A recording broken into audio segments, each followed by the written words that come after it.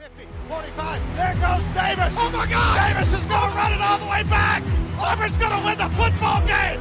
Auburn's going to win the football game. He ran the missed field goal back. He ran it back 109 yards. They're not going to keep him off the field tonight. Holy cow! Oh my God! Auburn wins. Auburn has won the Iron Bowl. Auburn has won the Iron Bowl in the most unbelievable fashion you will ever see. Oh, welcome in everyone to a brand new edition of the Dream Wager, episode 318. Today is October the 11th, 2023. As always, I'm your host, D-Rock, and joining me on this lovely Wednesday afternoon, my partner in crime, our NBA guru, Elvis Acosta. E, how you doing today, kid? Dill, we're doing good, Nice, lovely Wednesday, great weather, Dill. Let's kick it off right. Yes, sir. Lovely weather here we're having. And yeah, loaded card for you today. We got our power rankings through week 5. We'll recap Monday Night Football, a little Sunday Night Football as well. Great interview with my boy Delonte Davis of the Sports Gambling Podcast. And we'll preview our picks for the Southeast Division. We're almost done with our NBA futures already. So yeah, let's sit back and let's enjoy. We'll start with the massacre on Sunday night. The 49ers take care of business at home. 42-10. They cover the 3.5 or 4, whatever you ended up getting. The game goes over. George Kittle, three tutties. 3 catches, all 3 for a touchdown, 67 yards. They kind of limited Christian McCaffrey, but Brock Purdy, he's not a top 10 quarterback. He might be a top 7 quarterback the way this guy is handling the football. But yeah, tough game on a Dallas perspective. Dak, 3 interceptions. I thought 2 were kind of bad. One, the guy kind of jumped the route, but they weren't able to get anything going offensively. They only held CeeDee Lamb to 4 catches, 49 yards. They weren't able to run the ball at all, and they were kind of basically playing from behind from the get-go. So first we'll start on the winner's side. 5-0 for the San Francisco 49ers, man. What are you, when you go into a film study, I guess on a Monday or early Tuesday for this team, when you play such a good game like this, how do you critique the team, Elvis? The only thing you can honestly say is the running game wasn't as expected. That's the only thing you can honestly say, that the running game wasn't great. And yet, Dill, as a team, 170 total. So like Christian McCaffrey didn't have a day, but the team had a day. So, Dill, what more can we say about the 49ers? It's not just beating the Dallas Cowboys. It's just flat out dominated them in every level aspect. Linebacker, safe. Like, it's just, the 49ers is just clear cut the best team in football. I thought the Cowboys had a chance. I honestly thought, because I feel like, they lost 2 playoff games back-to-back against the 49ers. I'm thinking they're going to have that edge. Like, we need to beat them. Just, mentally knowing that let's beat them now so we know we can beat them come playoff time. And Dill, after getting blown out like that, I understand it's on the road, but Dill, like you said, Dak, 3 interceptions. Getting blown out by 32, Dill, did not look good. Not at all. Brock Purdy is he's fantastic, and I'm tired of the debate where everyone says, oh, you stick anybody in this system. No, it takes one man to pull all the strings, and when you have that many talented mouths to feed, got the best running back in the league. You got George Kittle, Brandon Ayuk, Deebo Samuel, Even Ronnie Bell's pretty good, the rookie out of Michigan. He didn't have a catch, but Kyle Juszczyk, the best fullback. So when you have all those pieces, it does still take one man. And I feel like he reads the defense so well, especially a really good defense like the Cowboys. But I guess on the other side, a lot of people are saying, well, who did they really beat? They beat the Jets. They beat the Giants. They lost to Arizona. Is this team, is it more that 49ers are that good? Or are the Cowboys a little more fraudulent than we thought?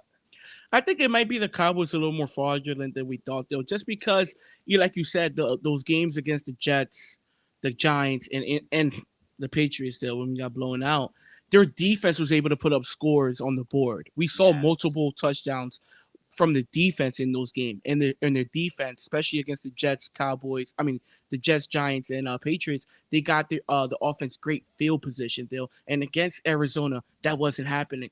Against the 49ers, it didn't happen at all. They didn't have one red zone play.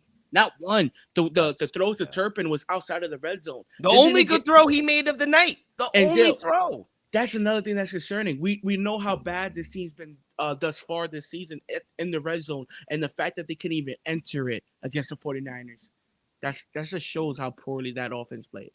Yeah, and we mentioned it in our preview in the futures in the summer, getting rid of Kellen Moore, that your red zone offense was going to hurt. So, it was just ridiculous. I mean, it's quite incredible how good this San Francisco team is. I mean, I don't even think they're peaking too early, to be honest. Even Sam Darnold got into the game a little bit, but it could have easily been like 52, 54, 56 to 10.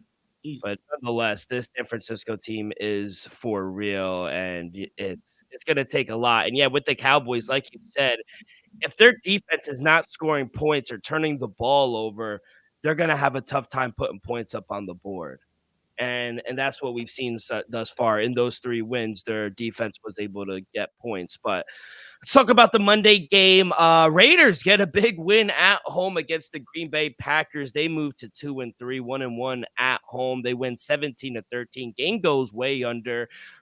Raiders winded up covering the spread as well, 2.5, 3, depending on what you've got. But, the jury's still out, and I said it before. Jordan Love just really didn't have a good game, man, like at all, I thought.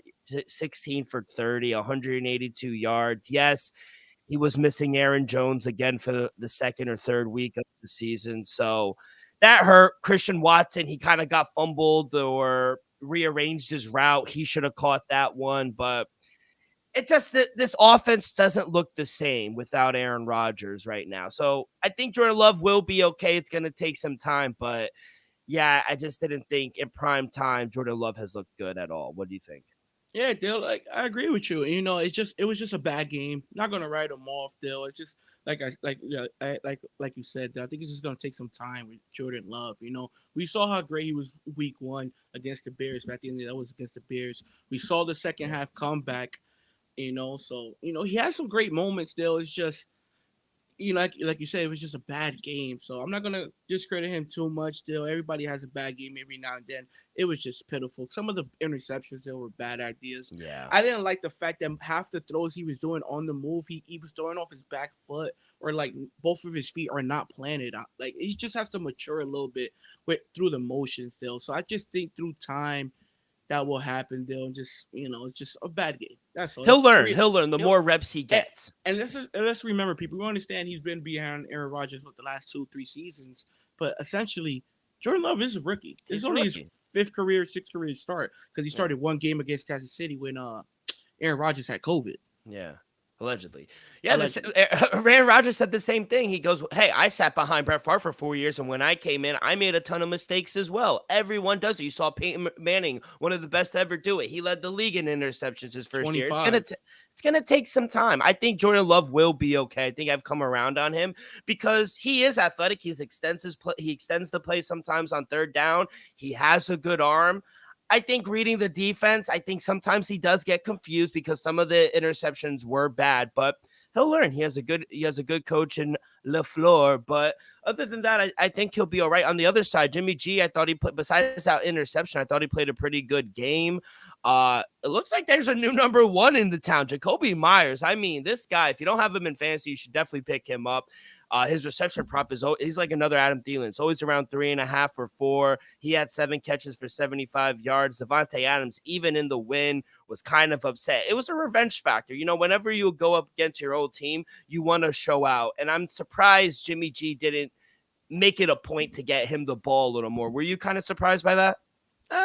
A little bit, Dill. Like you said, it's the revenge factor at the end of the day, Dill. But the objectivity of the game, what's the main thing, Dill? Get the W. And that's what they're able to do. Get the W, Dill. I understand Devontae was probably a little frustrated. Hey, guess what? When he makes his voice heard, guess what? Hammer the over next week, because that's been the trend this season so far. So I kind of love the energy, Dill. But at the end of the day, like you said, Jimmy G managed the game well. Besides the bad interception, 200 yards, 1 touchdown. Josh Jacobs, I know he didn't really break one out, Dill, but he was able to have himself, basically 70 yards and a touchdown. So, and I think the game ball goes to Max Crosby, Dill, he was just putting pressure all night long, Dill. So I think he made Jordan Love uncomfortable. 2 out of the 3 interceptions, I think it was honestly because of him, Dill. So I got to give the game ball to Max Crosby, and then Jimmy G gets a second game ball just for, excellent game. I'm a good game manager. He did throw one bad interception. And they could have lost. So I got 2 game balls as well. Game ball 1 definitely has to go to Max Crosby. I thought he was the best player on both sides of the ball the whole game. I mean, the athleticism, no matter where they put him, inside, outside, left, right. I mean, this guy's a menace. The way he dips and get his body underneath. This guy is. And let's not forget, he's supposed to have Chandler Jones on the other side getting more of the help. So he's a one-man crew right now. I think he deservedly gets the first game ball. And second, my boy Marcus Peters, he gets the horse collar tackle. He saved the game. That's a whole different game. If he just tackles him and he gets in the end zone, that play, they hold him with 3 points. Oh, so, I mean, it could have been a whole different game. So shout out my man Marcus Peters, man. I love Marcus Peters. He's amazing. But yeah, overall for the game, I go 1-0 or no 1-1. Plus 2.5 did not hit for the Green Bay Packers.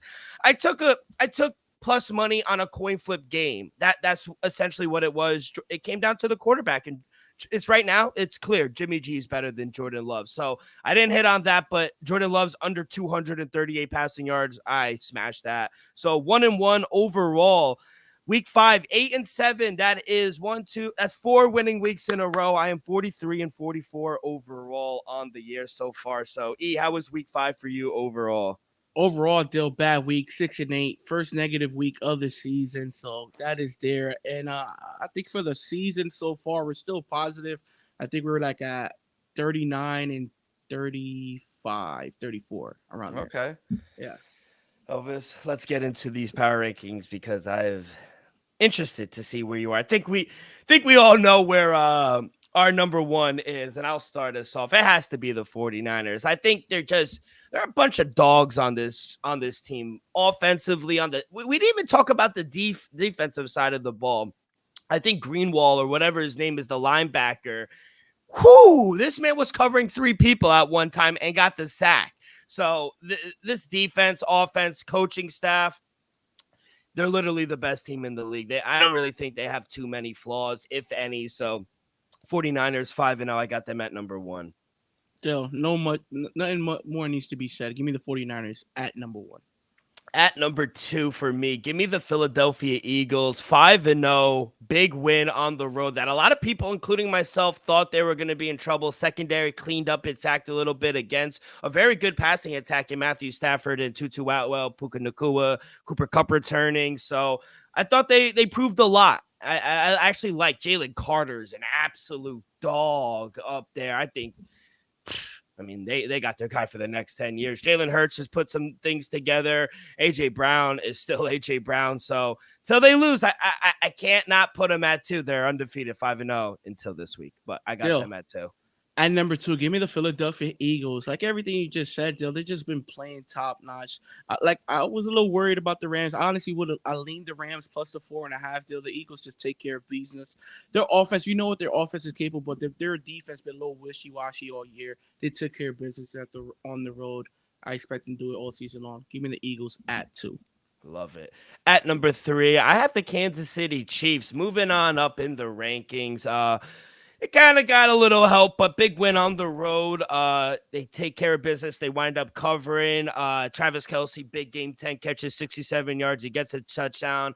I think they found their new running back in Isaiah Pacheco. He's a beast. And more importantly, they're 3-0 on the road. Everybody's talking about Arrowhead, and obviously it's a big advantage to play at home, but they're taking care of business away, which I like to see. So, yeah, I got Kansas City at number 3.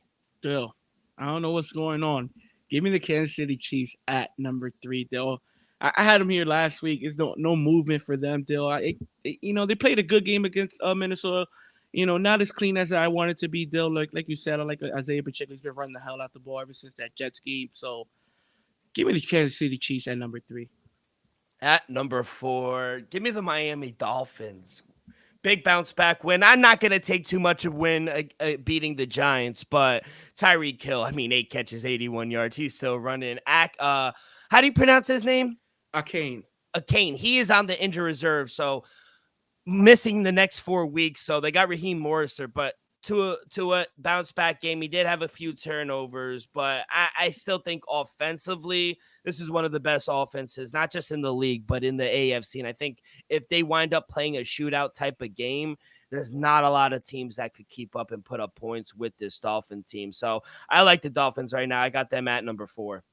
Dill, same. I don't know what's going on, Dill. One little bit concern is moving forward. Like you said, Kane is out for the next 4 weeks on the injured reserve. That running back duo has been so dominated all season long. I understand we talk about the 2 wide receivers in Waddle and Tyreek, but who's really been dominating is those 2 running backs in Devon Achane and Raheem Mostert. So I just want to see how they're going to look offensively with just, who's going to be the third option now. So I already know what Mostert's going to be doing. It's just, can Jeff Wilson Sr. be back? We'll see about that, Bill. But give me the Dolphins at number 4. At number 5 for me, they lost last week, but give me the Buffalo Bills. They slipped just a little. They kind of fell asleep at the wheel a little bit. They were kind of set up, in my opinion. The commissioner and the Jacksonville Jaguars, they had the advantage. They went a little late, which I thought was concerning to go over and get acclimated to the time change. But I'm not going to take too much away. I think if this is a neutral site field, I would take the Bills. I do think they're more of a complete team. Matt Milano going down. Their defense is flying. They signed Josh Norman.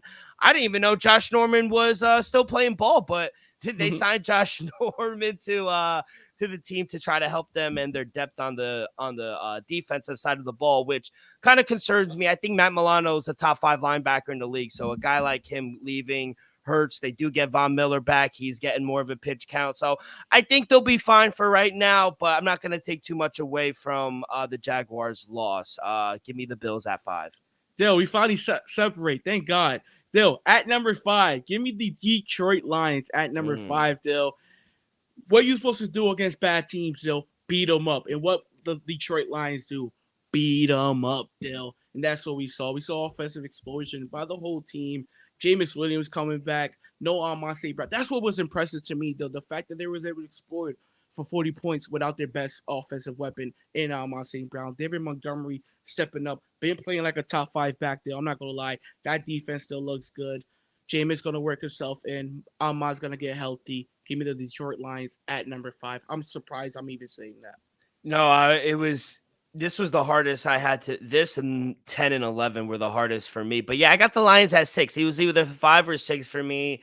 I just thought in a neutral site, not London, I think I would take the Bills over the Lions. But Lions are really good. I think they're a top 4 team in the NFC right now. I mean, they just beat the shit out of the Panthers last week. And like you said, that's what they're supposed to do. Montgomery, I'll say it. He's a top 5 running back right now. The way he's running the ball, he has to be. 19 carries for over 100 yards. The defense, that's what's actually been really impressive to me. Hutchinson, I mean, this guy's going to develop into be a superstar, this kid, Hutchinson. But yeah, Jared Goff's the top 10 quarterback. I'm not trying to hear anything either. So I'm very high on this team. I love Dan Campbell. I think the boys are playing in Detroit. I got the Lions at 6. So at number 6, I'm gonna go with I almost said Detroit. The Buffalo Bills, man. I'm not gonna take much away from the loss like you, Dale. It's just I just moved them back to 6 because I gotta respect what the Lions are doing right now. That's all. The Bills, not worried about them. Yes, they lost Manalo. Little concerning there, but you get one of the best in the league in Von Miller in return. So kind of hopefully he's able to come back late in the season, They'll hopefully, but not gonna take much from the loss. Still, Bills are still the Bills. Josh Allen, Stephon Diggs been playing at elite level all season long. I'm not gonna take anything away from them. Buffalo at 6. At number 7, dropped them a few spots. Tough loss on the road, but give me the Dallas Cowboys at number 7. Yeah, I guess the big issue for me is their offense. I worry about Mike McCarthy's play calling. I worry if Dak is actually the guy. I worry as well, like we just talked about a few minutes ago, if their defense is not playing 100% and playing their best and creating turnovers or getting a stupid score, getting a short field for this offense. Can this offense consistently move the ball downfield? Can this I think offense win in a shootout? That's really the question, right? I think it's a fair thing to ask yourself. Yeah. So I had to drop them a little bit. Not going to take too much because I think, to be honest, it could, like Debo said, it could have been worse. 42-10, and I think they took their foot off the gas. And I feel like I feel like this would happen to a lot of teams. Let's just be honest. So not going to overreact too much, but I do have to drop them a little. Give me the Cowboys at 7. Still, I'm picking a team here at number 7 that also lost this week, Dill, but I think it's gonna be a tough game against anybody. Give me the Baltimore Ravens at number 7, Dill. I'm not gonna overreact. Couple drop passes, it would have been a different story, different outcome in this game for sure. TJ Watt played like the defensive player of the year. Still, every time the Baltimore team and the Steelers play, it's gonna be a low scoring game. It's gonna be a grit and grind game, Dill. And the Steelers were just able to win the battle, Dill. I'm not gonna take too much from the loss. Give me the Baltimore Ravens at number 7.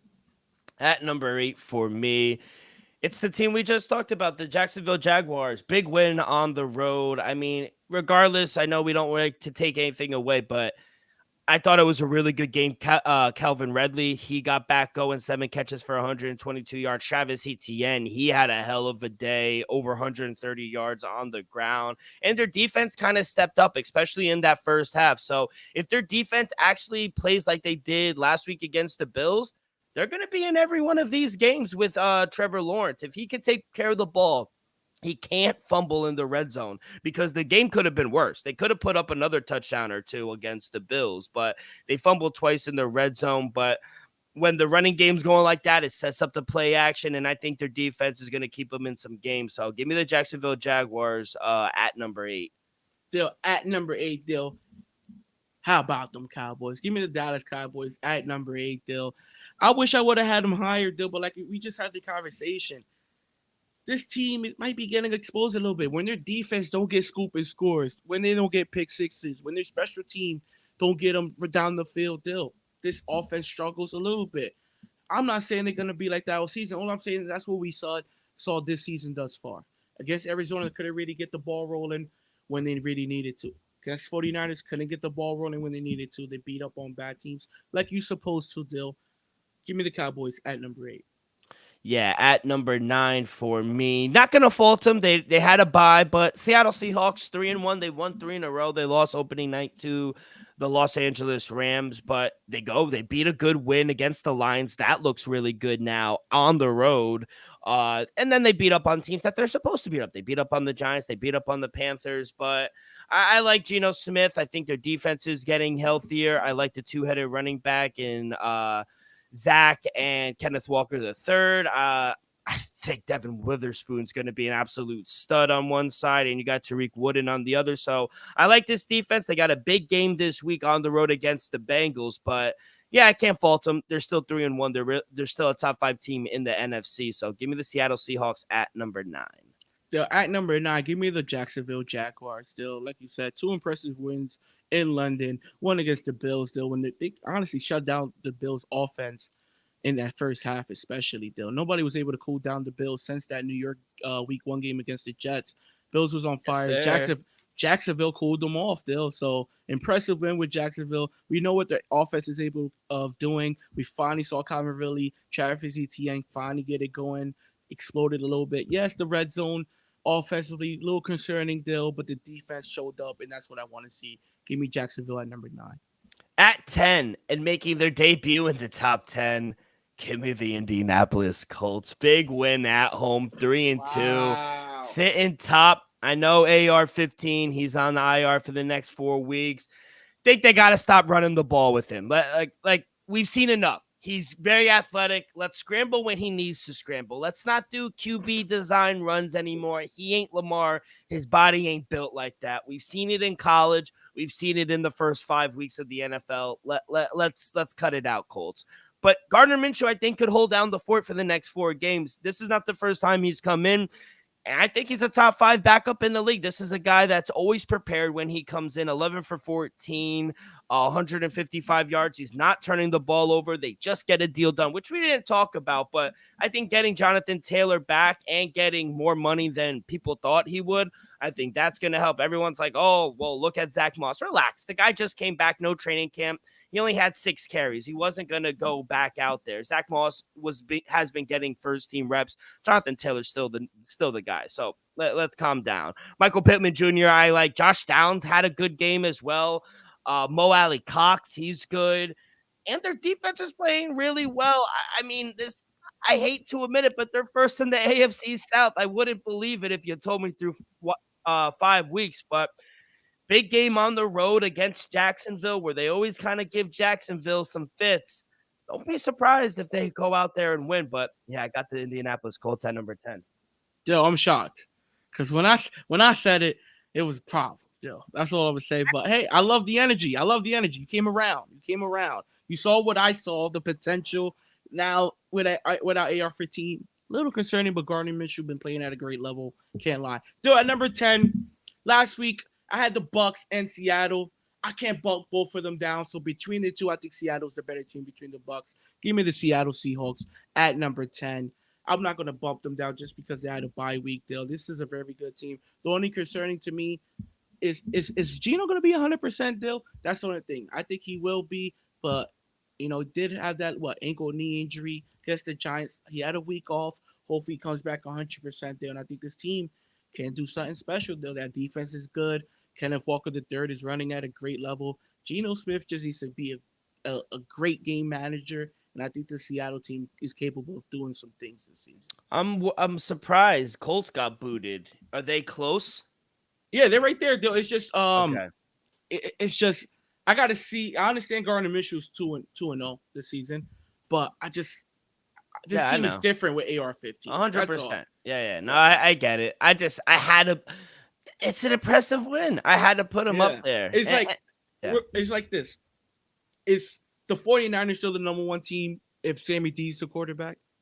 No. They'll still be top 10. That's my thing. I don't think that the team is exactly. Well, we said the same thing last year when Brock Purdy got put in. And look how Brock Purdy won. No. Yeah, you know what I mean? I understand though, but I think we could both agree the Colts offense is a little better with AR-15 than what it is. 100%, and it still looks like Gardner Minshew kind of looks not lost, I won't say, but sometimes the play he's a backup. He's still a backup. He's a solid backup. He's just not that. Yeah, he could win you games, but if he versus the 49ers, I think the game could get away from him. Oh, yo. There are a lot of teams gonna get away from him, but your defense keeps you in the game. I think he could pull it out. Yeah, 100%. But appreciate it, Elvis. I thought we were going to be a lot different, but we weren't. We were just kind of 1 or 2 off. But very interesting. I'm just shocked you got the coach in there. I'm glad to hear it. I'm glad. I respect it. Let's go to week 6, and we will start in Arrowhead. Kansas City Chiefs laying 10.5 at home, -620 on the money line, plus 10.5 for the Denver Broncos on a short week. Plus 460 on the money line. Over under is at 47. I see 47s and a halves out there as well. Quick little notes before I hand it to you. Patrick Mahomes is undefeated against the Broncos in his career. But despite the Chiefs' recent dominance, 4 of the last 5 games in this series have been decided by 6 points or fewer. Travis Kelce, he's questionable. There's a bunch of guys questionable on a short week. Kansas City has a bye after this week. They might be resting some players. So with all that information, we'll start with the side. How are you going to play this? You going to lay double digits at home? Dill, I'm going to be real with you. You can't take Denver, kid. You can't. I'm not taking Denver, but I don't have a play on the side. If I had to, I got to take Denver on the plus 10.5. Though I think Denver has a shot to lose this game 27-17. I honestly give them that, Dill. I think they could put up 17, and I think Kansas City, like you said, the question marks on offense. Is Travis Kelce going to be there? We saw how they looked week 1 without him. Wasn't good. I do think they could win the game without him, but can they cover 10.5 points without the greatest tight end of all time? I don't think so, Dill. So that's my thing. I think Travis Kelce will play, but is he going to be on a pitch count? Is he going to play, every snap? Is he only going to play, key third downs when they really need him? That's the question mark for me, Dill. Denver, they're not threatening. Russell Wilson is not playing at a great level. It seems like everybody's coming at Sean Payton's head, and rightfully so. Yeah, maybe Andy Reid and Patty wants to add to that deal. It wouldn't shock me if it's a blowout deal. It's just without Travis Kelce, we just seen how we got to go by what we saw, people. Without Travis Kelce week 1, that wasn't a Super Bowl type of offense. Yeah, so let me read the injuries real quick. Greg Dulcich, the tight end for the Broncos, he's questionable with a hamstring injury. Lloyd Crushberry III, what a name. He's questionable with a quad. Baron Bowning, he's out with a knee injury. Mike Murcell, he's questionable with a rib injury. And on the Kansas City side, like I said, Travis Kelce, he's questionable with an ankle. Wayne Morris, offensive lineman, he's questionable with a hip. Nick Bolton, he's questionable linebacker with another ankle injury. And Matt Dickerson. Good. Yeah, Nick Bolton is really good linebacker. Matt Dickerson, he's questionable as well. These guys are all going to be game time decisions. They're going to get out there tomorrow and try to see if they could push it. But I don't know. I agree. I mean, I really don't want to lay the points with the Chiefs, to be honest. Kansas City won 5-1 against the spread the last season when favored by more than 10 points. So they really don't cover the big number. If it's a 3.5, cool. I'll lay it at home with Andy Reid and Patrick Mahomes. But when you're starting to talk the double digits, I kind of get scared away, to be honest. Maybe you want to put them in a teaser spot, but the Chiefs should win this game. I just don't know if it'll be by 11 points or not. So I agree with you, Elvis. Kansas City should win this game. Don't know about the spread, though. So going to lay off the spread. I'll start here with the total. Opened up around 50.5. It's actually come down, but I actually disagree with the line movement. I think the better play in this game is the total, and I got to go over 47. Total seems low since Denver, dead last in the NFL in allowing points per play. They're also ranked 7th in the league in yards per play. I think the Chiefs can get an early lead on this team. If the Jets were able to get a lead on this team, the Chiefs could definitely get a lead on this team. I mean, the Chiefs are ranked 1st in the league in converting on third downs. Chiefs, they're not in a bunch of overs. They're 2-3 to the over this year, but Denver 4-1. That's how you capitalize on betting Denver teams overs, because they allow 30+ points in all 4 games so far, including 4 straight. So I got to go over here. I think both teams, I think Arizona, I think Kansas City could score 30 to 20. I think 30 to 35 points. And I also think Denver could score 17 to 20 points. So I think about 50, 55 points are going to be scored. I know I'm the first one to come up here and say primetime unders. They've been very profitable. But I just feel like this defense is so bad. If the Jets could put up 31 points, the Kansas City Chiefs got to put up 31 points. On a short week, I know even if Travis Kelce doesn't play, I still like the over, kid. I think that's my most confident play here. How about you? Dude, like I said, I give it a shot. I'll lean it, but dude, like I said, it wouldn't shock me if it's 27-17 or like 30-17 and it goes right under. But would it shock me if Kansas City is able to score 35, 38 on them? Absolutely not. Would it shock me if Denver is able to get to 20? A little bit, but a little bit. 20+ points at Arrowhead. I'll be a little surprised. I'm not gonna lie, especially from that offense. Still, it's just I'm with you. I'll lean it, but just because Kansas City. If you play like this, if Travis Kelce doesn't play or it's just limited, it's going under. Because Kansas City is going to score like 27, 30. And then Denver's going to score, like I said, Denver's going to score like 17. I give him 17. You're being a little generous, I think. Let's go to a player prop market. And before we get there, I have been seeing a lot of articles. If they go out and lose this game, they go out and lose next game going into their bye. You're telling me you expected no, the people who's writing the articles. The people who wrote that. I mean, they are 10-point underdogs. You're telling me you're expecting them to beat Kansas City? Even if they were 4-1.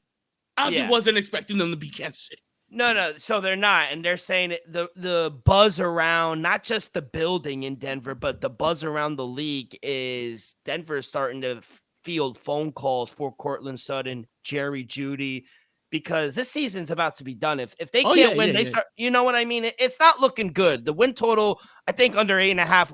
We're looking live right there. But my thing is, would you be surprised if they wind up and go and trade in Jerry Jeudy or Cortland Sutton? To be honest, cuz I wouldn't be surprised if Sean Payton goes and trades Russ. He's not tied to him. He wasn't there when they brought Russ in. He doesn't even, it looks like he doesn't even fuck with Russ. So I think if shit starts to hit the fan, if it hasn't already, I think we're going to start seeing players move. What are your thoughts? I agree, Dill. I just don't see it happening this week. If they get embarrassed, like if they lose, like 42-10. Like we saw Dallas. Yeah, maybe. But if you go out there, you're competitive, you lose, you cover the spread. No, I think that's a what they call that? I forgot the term, but it's like a gaslighting? No, like just a win. Damn, I forgot the term for it. But yeah, it's just like back to me. Yeah, it'll come back. But you got to at least take that, like, all right, we could build off this. But if you go out there and get embarrassed or get it blown out by 30, you can't build off that. You can't go back to ownership and be like, yeah, but we did this. No, you got blown out. So that's my thing, Dill. Like, you got to go out there and be competitive. That's all. You don't have to go out there and win the game. You just got to be competitive. Well, we got a bunch of interesting players here for the player prop market. Cortland Sutton, Jerry Jeudy, got even Russ, Jerick McKinnon, Noah Gray, obviously Isaiah Pacheco, Patty Mahomes. How you looking to play in the player prop market? Still, this one I'm real confident about. It's not a household name, people. It's not a household name. But this man has went over this number 4 out of 5 games. The one time he did it was against, guess who, Dill? Your New York Jets. It was a shutdown that game.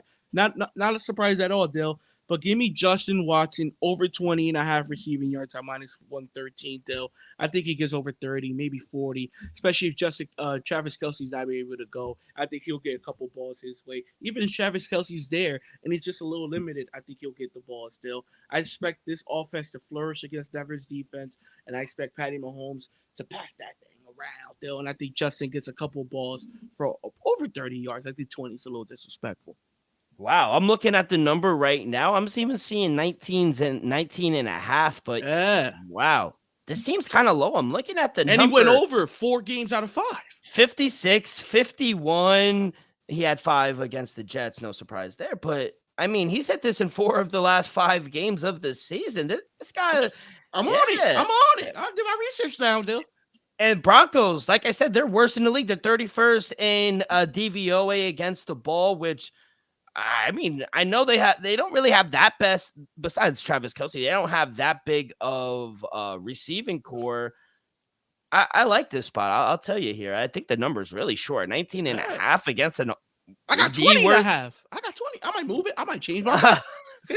Well, what did you get it at? Down. Minus what? Because I see over 19.5 at -120. So you're paying a little chalk. I got 20.5 at -113. I'll take the 20.5. I think that's just at 1 yard. I'll take the 20.5 as well. I like that play from you. I'm gonna tell you there. I don't have a player prop. The only official play I like is the over, but I got some trends. Cortland Sutton, he's hit his longest receiving under pass in 8 of his last 8 games. Jerry Jeudy has hit his receiving yards over in 10 of his last 12. I was looking at Cortland Sutton over 3.5 receiving yards. 3.5 receptions, excuse me, at -114. I think it's a buy low spot for Cortland Sutton here. I don't think much is going to change. I think this offense is going to struggle. I think Chiefs have an underrated defense, but the Broncos, I expect they're going to be playing from behind like they always do, and they're just going to be forced to pass the ball. And I think Cortland Sutton should get 4 catches. So if anything, I lean that, but other than that, Jerick McKinnon, he's hit his longest rush under in 9 straight games. You'd be up 9 units if that happened as well. So some guys you could take advantage of. Russell Wilson, he's hit his rushing yards over in 9 of his last 12 games. Jerry Jeudy has hit his reception prop over in 8 of the last 9 games. So there's some guys you can take advantage of. But yeah, I'll tell you, I'll be an official play. Justin Watson over receiving yards, and I'm going to go over the total as well. So 2 official plays for me. Elvis, just the prop for you? Yeah, they're just a prop. If anything, I'll lean Isaiah Pacheco anytime touchdown scorer at -140. It's a little chalky, A little chalky. You could get some value there, especially if you put, a couple units on it, though. I think he's going to get in the end zone. And then passing yards, still, like you said, they're 31st in defense, and especially in the secondary, Dill. I think Patty Mahomes could easily throw for 300 against this defense. So I lean the over 268.5. I think the number's a little short. Let's go, Elvis. I appreciate you. Good luck. Let's start week 6 on a positive note. We kind of had a little bump in the road, but Washington was terrible. Dill. Nobody expected. Hey, no one told you to lay the points, kid. Hey. That's you. You laid it with the Skins. At home, Sam Howell. Never again. On the road, Sam Howell. Not at home, Sam Howell. Which is fucking crazy. Before we get to our interview and our NBA futures for the Southeast Division, quick word from our sponsor. We are brought to you by Viva Tequila Seltzer, the most refreshing hard seltzer on the market, hands down. So no wonder why Viva was voted #1 hard seltzer in the world by San Francisco World Spirit Competition. With only 88 calories, 0 carbs, 0 sugar, and a light 4.5 ABV, Viva is the perfect drink for your post-game celebrations, as it was created with that active lifestyle in mind. We flavor tequila seltzer because flavor is the spice of life, and we like our drinks with just a kick, just like how we like our lives. Whether it's Huckleberry playing around the golf with the boys, or an elderberry on a Thursday afternoon watching Thursday night football, it doesn't matter. Our favorites pair perfectly with that artisanal Blanco tequila for that subtle and refreshing drink. Our belief here at the Dream Wager and at Viva is to live long, live well, and live it up. All right, here is our interview with Delonte Smith. All right, we are back. Great interview with my boy Lonte Davis, breaking down the Heat, Hawks, the whole Southeast Division, and what do you know? Likes the Hawks to come out of it. I was actually very surprised by that, but some ton of knowledge. I love talking to Lonte about it. Elvis, let's get our opinions on the Southeast Division. I think this is a very interesting division. Heat, they get this nice big run. They go down all the way to the finals. They're kind of a 500 team last year. We'll start with the Heat. They lost Gabe Vincent. They lost Max Strus. Lonte said he sees some regression coming from this team, but, it is still hard to bet against them with Pat Riley. Eric Spoelstra is a top 5 coach, maybe even better than that. You still have Jimmy Butler. You still have Bam Adebayo. Tyler Hero, I guess I was the only one pushing back a little on him. But other than that, I think this is a very talented team. What are your expectations for the Heat this year? Dill, I expect them to, that's the thing, Dill. When I say regress, I'm talking about not make it to the Eastern Conference Finals, not make it to the finals. Let's not forget, people, this team is a play-in team. Yeah. This team was barely above 500 last season. It's not like they're a 50, 55-win team. They're not. This is an above-average team that just have tremendous playoff success. You got to give them credit that. They're well-coached. And when it's crunch time, Jimmy Buckets is fucking Jimmy Buckets. But Dill, come during the regular season, he's on cruise control. Nothing against Jimmy. He's just not, Jimmy Buckets during the regular season, Dill. This team is just a good team in a great conference, Dill. And I'm going to be real with you. I'm going to have to go under 45.5, Dill. I think this team is still a playoff team. I think they're going to be something like they were last year, like a 6th to 8th seed / a playoff team, play-in team, Dill. I think that's what they were last year. I think that's exactly what they'll be this year. And they come playoff time, they put their boots on the dirt and they really make some noise, Dill. It's just like I don't think they got better. I like the pieces. The pieces are great. Tyler Hero, healthy Tyler Hero, he's solid. It's just they weren't a great team last year. What makes me expect them to be great this season? They're a great playoff team. Yeah, that's all. I agree. I mean, there's really no value in anything in here. I wouldn't lay the -190 because I honestly kind of agree. Maybe not with the Hawks, but I think maybe even the Magic. I think there are other teams that could possibly get this division, and maybe even the Hawks. I think talent roster-wise, we were talking with Lante, this is a very talented team with the Hawks, with a new coach in Quinn Snyder. So, yeah, I agree. I mean, I wouldn't take him to win the Central. I mean, maybe it's a live in-season bet. Maybe they get hot at the right moment like they did last year, but I agree. I have to go under 45.5 wins. I do think regression is coming. And not even just not making the finals. I even honestly think in the regular season, we've seen them have a SAR slow and even collapse. They almost didn't make the playoffs last year. So I don't know. It's hard for me to imagine, though. But Lante did make a good point. It's hard to bet against Eric Spoelstra. He's going to have the boys playing. Yeah. Jimmy Butler is good. That guy, Jaime Jaquez from UCLA, looks like he's a stud already. So it's tough to go against the Heat, but I agree. I think under 45 is a good play here. Let's go to the Hawks, where a lot of people are interested about this team. Title 130-1, Eastern Conference 55-1 to win the Central, plus 220. That's what Lante is on. To make the playoffs, minus 210. To not make the playoffs, plus 162. Win total a little lower than the Heat at 41.5, minus 132 towards the over. Under is at plus 106. What's your they did lose John Collins in the offseason. Another year under Quinn Snyder. How do you see this Hawk team moving forward? Still, I think this Hawks team is going to be pretty good. They'll give me the over 45.5. Like you said, minus 123. 41.5. Yeah, 41.5, Dill. And then give me them to win the division at plus 220, Dill. I think they win anywhere 44 to 48 games. Maybe 50. I won't give them 50, Dill, but I think this team wins 44 to 48 games. And with I just said Miami's going under. That makes them the division winners, Dill. I think this team is good enough to be around, like a 4th seed, a 5th seed. Depending who they match up, they could possibly even win a round. It's just, can they stay healthy throughout the season? Trae Young, I know with some questions about him getting possibly traded or whatnot, Dill. I think with Trae Young, Murray, I think they can make some noise, like Lante was saying. Murray's not ball dominant. He could play off the ball and let Trae Young work. And remember, Trae Young's he's not a ball hog either. Trae Young averages 10 assists, people. Let's not forget. He's going to get the teammates involved. I think the Atlanta Hawks still alive for the division. Give me Atlanta over, Hawks over and Hawks to win the division at plus 220.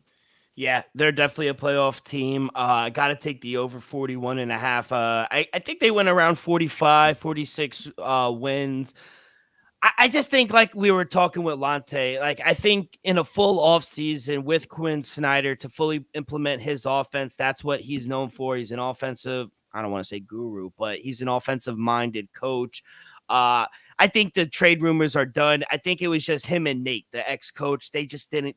They butt heads a lot. So he's gone. You get a guy like Quinn Snyder in there, and I think this offense is going to flourish. I think that's the big question mark on this team. If they could stay healthy, they're going to win this division. Top to bottom, I think they have the most talented roster. Trae Young, DeJounte Murray, Patty Mills, you got Wesley Matthews, my boy DeAndre Hunter, Jalen Johnson, AJ Griffin, Clint Capella. I know he's a liability on defense, but you got Bogdan Bogdanovic, you got Sadiq Bey, shout out Villanova. I think roster-wise and defensively, I think this is going to be a really tough out. So I agree with you. I'm going to take them to win the Southeast Division, and I'm going to take them to win go over, their win total at 41.5.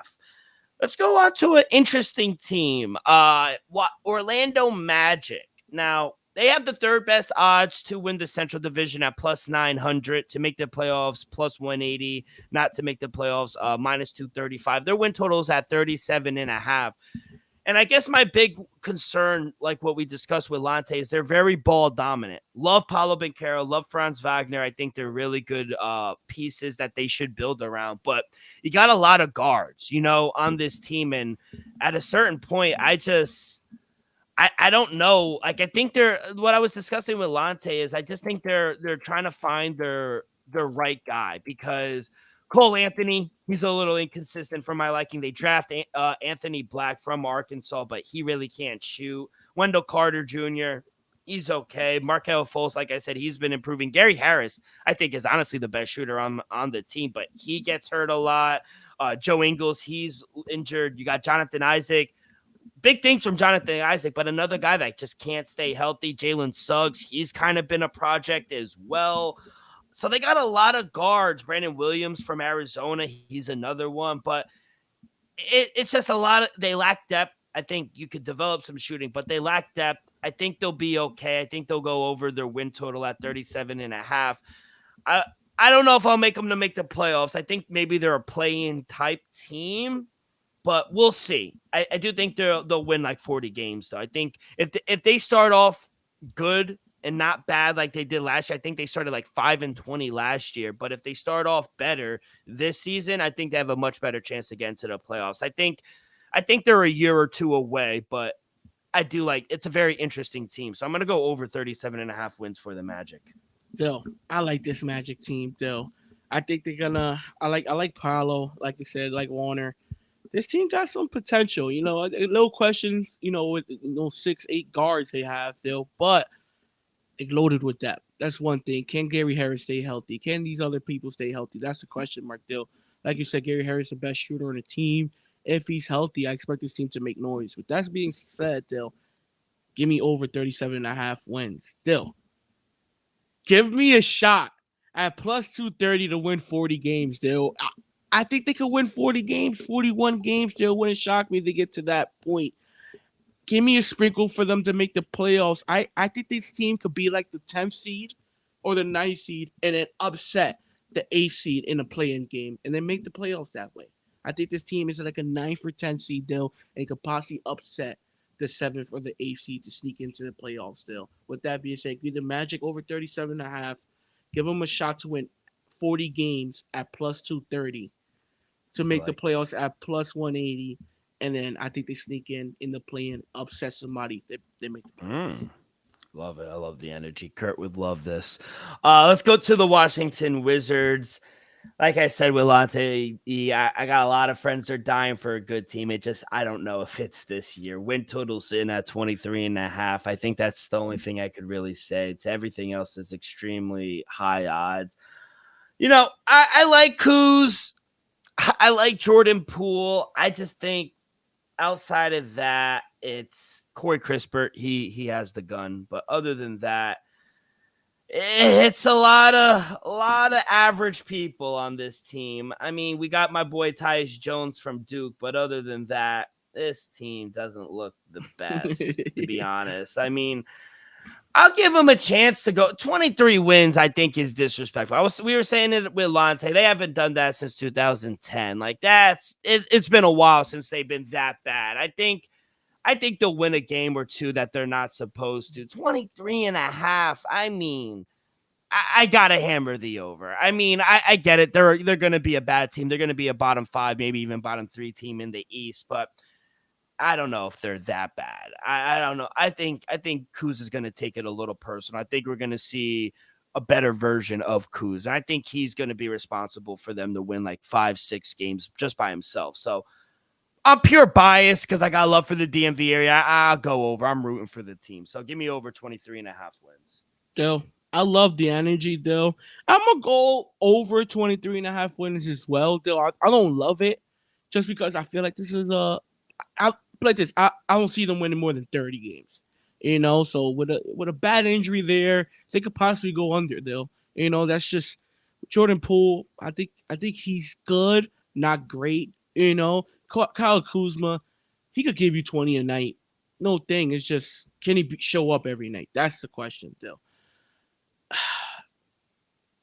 Other than that, Dill, to be honest, Wizards might be one of the worst teams in the NBA. I'm not saying they're going to be the worst, but I think they're a bottom 5 team.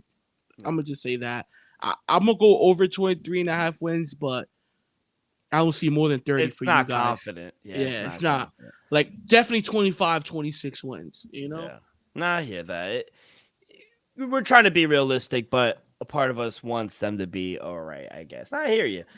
Let's go to the most interesting team in the league. No more Michael Jordan ownership. LaMelo Ball fully healthy. The Charlotte Hornets right now win total at 30.5, minus 122 towards the over. Even money towards the under. To make the playoffs, plus 680. Not to make the playoffs, 14-1. I like Leaky Black. He's okay. Lante's not the highest on him, man. He's a North Carolina fan, a little more realist than I am. I like James Bouknight from UConn. Miles Bridges, he's back. He'll miss the first 10 games. He's still serving his domestic violence suspension. Don't laugh. That's not funny. Gordon Hayward, he's back. He's finally healthy as well. You guys are a little higher on Gordon Hayward. I think he's kind of seen his prime a little bit. They do draft the guy Brandon Miller from Alabama. They got my boy Frank Nakilla, or I definitely butchered the name, but you know who I'm talking about. They got Terry Rozier. Phil Jackson, great pick. Oh, don't even get me started. You got my boy PJ Washington and Mark Williams. I like Mark Williams, Duke boy. But should be an interesting team. I think it's another team. If they could stay healthy, I think we can see a lot of overs with this team. I think they're a fast-paced team. I think they're going to play no defense, and I think they're going to score a bunch of points. So look for a lot of overs for Charlotte games this year, and I'm going to take them to win over 30.5 win total here. What about you? Dill, I like this team. I think the potential is there. It's just, can they stay healthy? That's the question, Dill. So I'm going to go over 30.5 wins. I like LaMelo. I like Gordon Hayward, like you said. I'm a little high on him. Can Brandon Miller, transition into the NBA, quickly? I know he could be a potential all-star deal. It's just could he come right out there and average 15 points a game, because LaMelo's gonna give it to you. I think LaMelo just got that huge contract, 260. I think he's gonna take that next level if he's healthy. I think he can average around 25 plus points a game and 8 to 10 assists a night. Still, with that being said, I think the Hornets is gonna be a good team. I don't think they can make the playoffs. I give them a shot at plus 680. I think it's worth a sprinkle, deal. I just not there yet. I'm more confident in the Magic than them, deal. But I'll give you what, I like this one. Give me the Hornets to win 35 plus games at plus 180, deal. I think they get over 35 and at plus 180. I love the number. Like I said, it would can they be a playoff team? Yes. Will they? Probably not. Can they be the 10th seed? Maybe, deal. I'll give them a shot. And then I like LaMelo Ball to average 24 points a game at minus 120. So those are my plays for the Hornets, still. Over 30.5. What was LaMelo's? It's just you go to just NBA props, futures, and it's points per average. It's 20, 22. What are the odds on that? So at LaMelo at 24 points a game or more for the season is at minus 120. I think he averages around 25, so I took it. I think it's a great bet. Like you said, he got paid. He's clearly the number one option on the team. I think he takes that next level. Averages around 25, 26. Gives you around 8 assists as well, Dill. So those are my official plays for the Hornets. Over 30.5 wins. LaMelo to average 24 points a game or more at minus 120. Sprinkle on them to make the playoffs at 680. And then to win 35 plus games at plus 180. I think this is the most this division has the most parity. There's a couple teams that are a year or two away. You got one bad team, but then there are a couple teams that I think are going to be able to fight for the division. So we covered the East.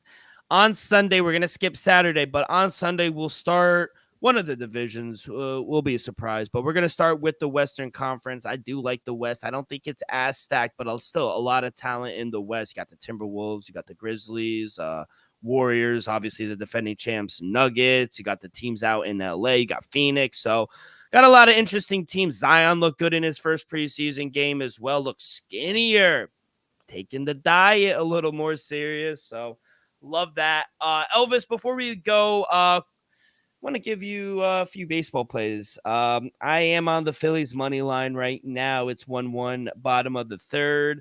Other game going on. Have no play in the Houston and Minnesota game, but I'll take the under 10 in Los Angeles and Arizona. I think that's ridiculous. I know it's been a lot of high-scoring games. Dodgers pitching has been atrocious. This is a do-or-die spot. They can't get swept right now. Arizona leads the series 2-0. Houston, they might. So, they might. But we're guaranteed a game 4 tomorrow between Atlanta and Philly. We don't know. It's all up in the air for the Dodgers in Arizona. And, only it looks like it's going to be a Texas showdown. Texas, they swept Orioles. Sucks, but they're probably going to play Houston. If Houston takes care of business, it'll be Texas versus Texas. So wanted to give you that play out real quick. And then that's about it. NHL started. If you guys want to go check out my NHL plays, they're on Twitter and my Action app. We got the WNBA Finals Game 2 tonight as well. So we're in the thick of things here, Elvis. Best time of the year is October. You got everything going on. Any last words before we get up out of here, kid? Good show. No, that's it, though. Let's just have a great Thursday night. I started off bad last week. I just want to start it off good this week. So hopefully Justin Watson listens to the show and tells Andy Reid, implicate me, buddy. I need to go off today. I love it. Elvis, good luck on tomorrow night. Good luck to everyone. That's going to do it for this Wednesday edition of the Dream Wager. On behalf of our sponsor, Viva Tequila, Elvis, myself, thank you to Delonte Smith for coming on. We'll see you guys on Saturday. We'll recap Thursday Night Football. We'll give our best bets for week 6 or week 5. Yeah, week 5 in the NFL. No, week 6. Week 6. Jesus, it's flying, Elvis. It's week flying. 7 in college.